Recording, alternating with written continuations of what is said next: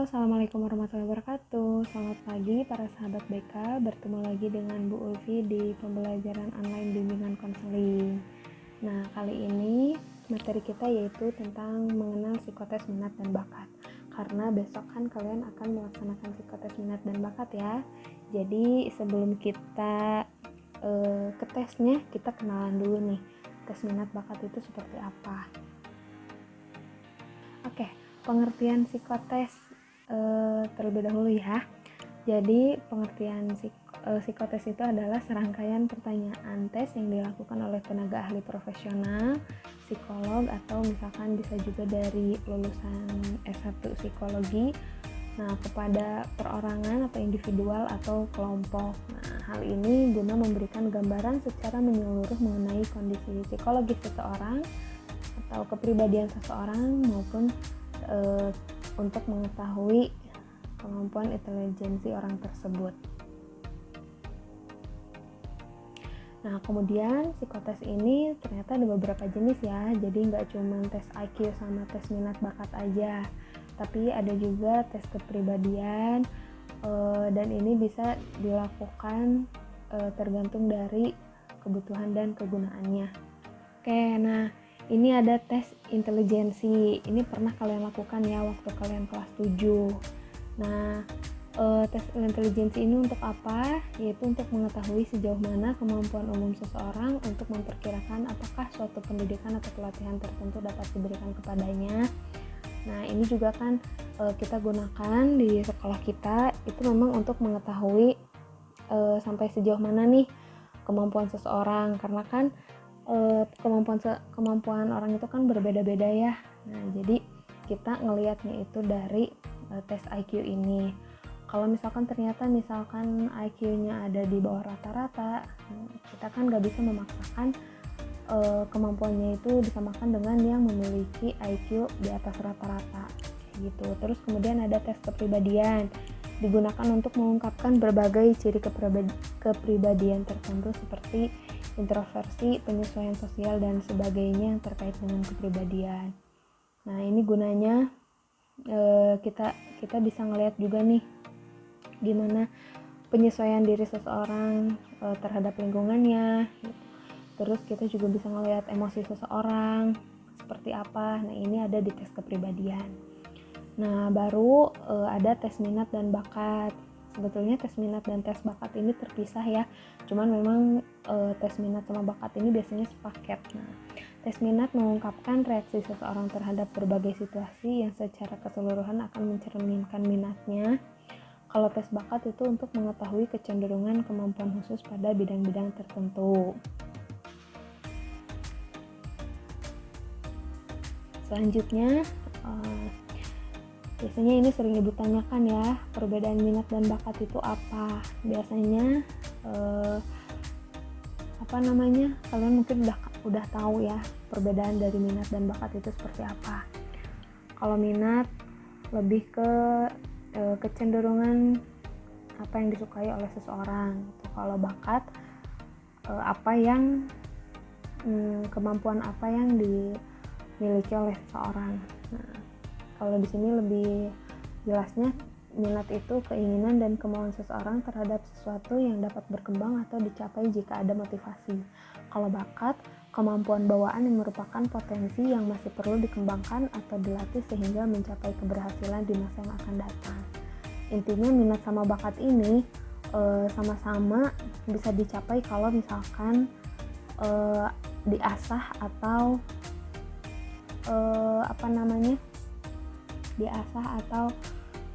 dikembangkan oleh orang tersebut ya, gitu.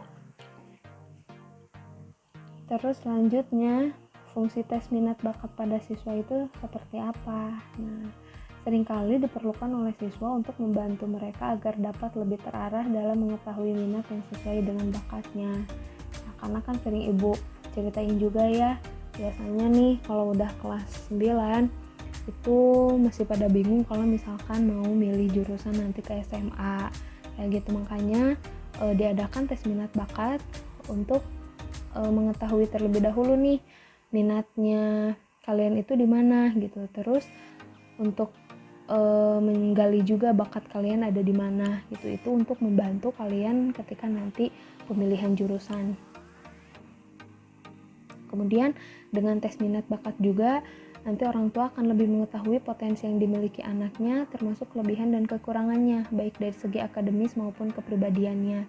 Jadi ini juga akan mengurangi peluang pemilihan jurusan yang yang gimana orang tua gitu. Jadi kalau misalkan ada tes minat bakat ini, orang tua juga terbantu gitu. Oh, tahu nih kalau anaknya itu punya bakat di mana gitu. Kalau anaknya ini ternyata lebih cocok di jurusan apa gitu. Jadi nggak hanya semata-mata keinginan orang tua aja. Nah, tes minat bakat ini merupakan hal penting bagi siswa untuk mengetahui dan yakin ketika memilih jurusan. Jadi nggak ada lagi nih nanti yang merasa kalian itu salah ngambil jurusan ya.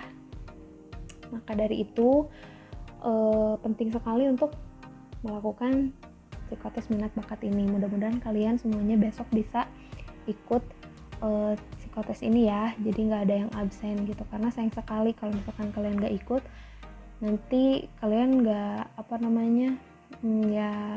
nggak akan tahu gitu kalau misalkan minat bakat kalian itu ada di mana gitu. Nah, terus persiapan apa aja nih untuk pelaksanaan psikotes?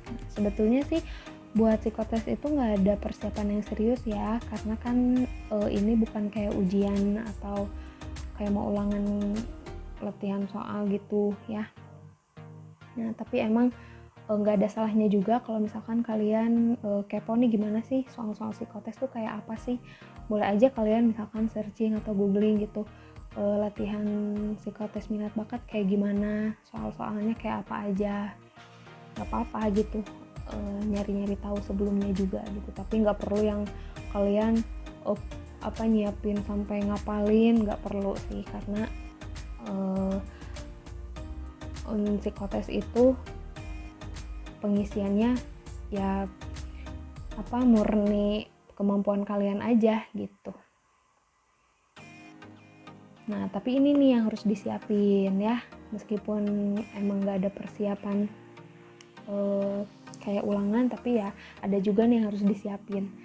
Yaitu yang pertama, menyiapkan alat tulis ya, tetap ya, karena apalagi lagi pandemi gini, kalau bisa pakai alat tulis sendiri ya, gak yang minjem ke orang lain gitu. Siapkan alat tulis lengkap, utamanya tuh siapin pulpen sama pensil HB gitu. Kemudian siapkan juga kesehatan, jangan lupa sarapan terlebih dahulu ya, karena kan psikotes ini paling lama itu dilaksanakan 2-3 jam ya, cukup lama ya. Jadi jangan sampai kalian nanti kelaparan gitu pada saat tes. Kemudian istirahat yang cukup juga, jangan gadang ya, karena nanti kalau misalkan kalian gadang, takutnya nanti pas saat tes ngantuk, itu kan akan mempengaruhi kalian ketika pengisian tes ya, jadi nggak akan konsentrasi gitu. Nah, itu akan sangat mempengaruhi nanti ke hasil psikotesnya. Terus selanjutnya juga persiapan mental. Nah, usahakan ketika tes berlangsung mood kalian juga dalam keadaan baik ya, jadi nggak yang lagi galau, nggak yang lagi kesel, bete gitu. Usahakan mood kalian tuh lagi seneng lah gitu, karena nantinya kalau misalkan mood kalian lagi rusak tuh ya konsentrasinya juga nggak akan bisa gitu, pokoknya akan buyar gitu. Makanya usahakan moodnya terjaga ya tuh, karena ya mood juga akan berpengaruh nanti sama hasil tesnya gitu. Mungkin sekian aja materi hari ini, karena memang nggak ada materi khusus ya kalau tentang persiapan psikotes minat bakat itu. Pokoknya persiapkan diri kalian, semoga kalian selalu sehat ya, dan besok bisa mengikuti psikotes dengan baik. Oke, terima kasih. Sampai jumpa pada pertemuan sampai jumpa di pembelajaran online selanjutnya. Wassalamualaikum warahmatullahi wabarakatuh.